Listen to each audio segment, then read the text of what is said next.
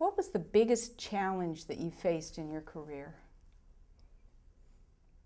I think that last thing I mentioned, probably.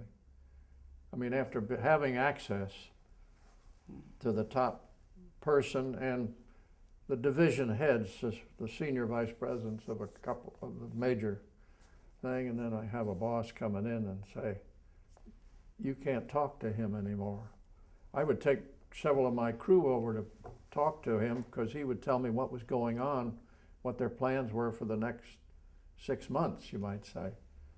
And I didn't have that access anymore. I get it informally maybe, but I mean, I couldn't sit down with 2 or 3 of staff people. So I'd say that was the biggest problem that I ever had in PR. Mm-hmm. Definitely. Mm-hmm. So going over to AT&T was sort of a breath of fresh air in that regard. Mm-hmm. I could. Right. Well, I was asked to set certain things up, and I just did it. You know, mm-hmm. The foundation, things of that nature. Okay. Let's see here. What time? What do we have here?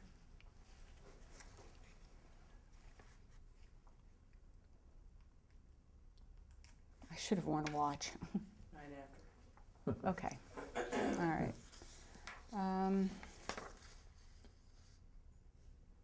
Okay, asked all that. One of the more interesting things I did, Junior Achievement. You may have heard of Junior Achievement. Oh, yes.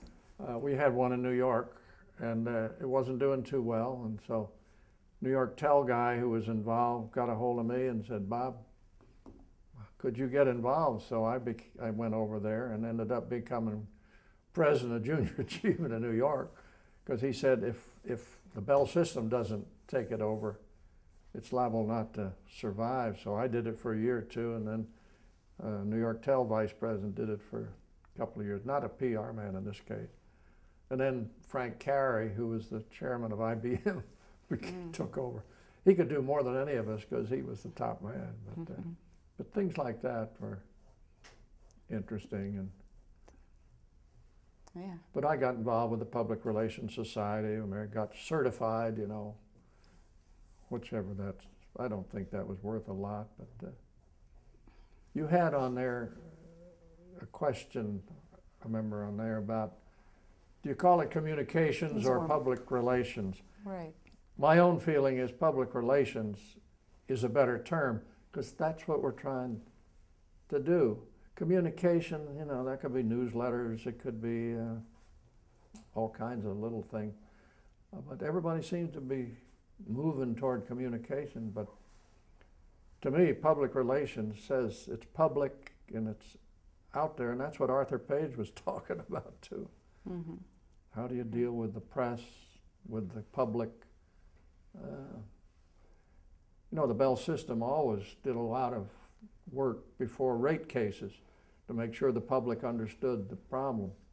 We did a lot of that in our PR department when it was going to be bargaining, labor bargaining. We put some good stories in our house organs about how well people were doing that were in the bargaining unit. And, you know, it was just a good way to keep people posted on, you know, we're not starving to death, we're doing well, and bargaining's coming up. We didn't say anything about that, but it all tied together a little bit because there was a public feeling about it, or an employee feeling. You know, we had 210,000 employees at Western Electric at its height, which is a lot of folks. That is. Yeah. In fact, at one time when I was treasurer of the company, we had the 5th largest pension fund in the United States because of all these people. And I enjoyed that. That sort of was good training because we'd meet with the people that were investing our pension money, the bankers, people like that. So you learn a lot about dealing with people that way. So even though you didn't have a PR background in a sense, that was always very helpful, I think. Right. I asked you about your challenges. Let me ask you, for which of your accomplishments are you most proud of, and why? Why are you proud? Oh, I don't know. There weren't any real milestones, in my opinion. One of the most interesting things we did when I was the public relations head at Western Electric, you've heard of the Hawthorne studies, you know, where they, in the plant out there in Chicago, they changed the light levels and watched how people reacted. And they were surprised how, no matter what you did, the production improved and improved and improved. And it was because of the attention people were getting.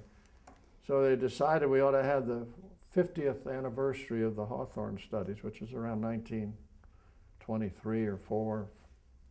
And so we ran that out there at the Hawthorne plant. We had a lot of academics come that were involved in that sort of work. And it was a fascinating exchange of ideas and reference back to the Hawthorne studies. But it was sort of a fun thing. But you know, I don't think there's any great milestone. We had little problems, like we were building a new plant in Buffalo and decided the way the business was going, that even though it was started, still framing, it had to stop. So that was a PR problem out there with the local Congress people. And then we made some surveys of our factories to see what the attitude was of people toward the business. And, you know, those were all interesting things, but we didn't have any Tylenol crisis. Okay. So, Those surveys, would you design them yourselves, or did you? we had a professional design them, although we, you know, approved them. And then when we'd have a company conference, I would make a presentation and show what the different factories, how it looked, Mm-hmm. and where they needed to make changes. And of course, we shared it with them anyhow, Right. to get a better employee attitude. And it depended on who the general manager was in a lot of cases. Right. Because when I was in charge of the Los Angeles operation, the thing I always did was get out of the office and walk down to the shop where they're putting together teletype networks, repairing phone, assembling stuff, or to the warehouse where we were shipping stuff off. And so you got to know the people.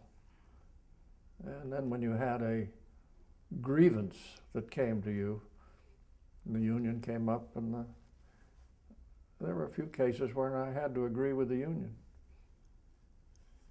Then some of my friends there said, "Bob, you can't do that.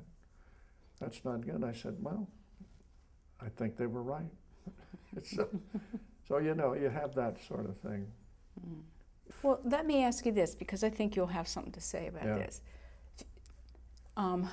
Part of what we hope, we Yeah. don't know, but in the future, 20, 25 years down the Mhm. road, students, other scholars will be watching this, Yeah. taking a look at all the different folks and what they had to Mhm. say.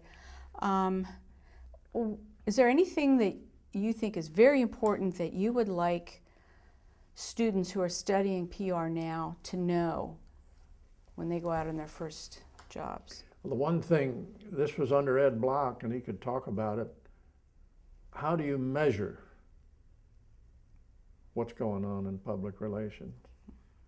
And we did, I forget the guy's name, he's long since retired, probably dead.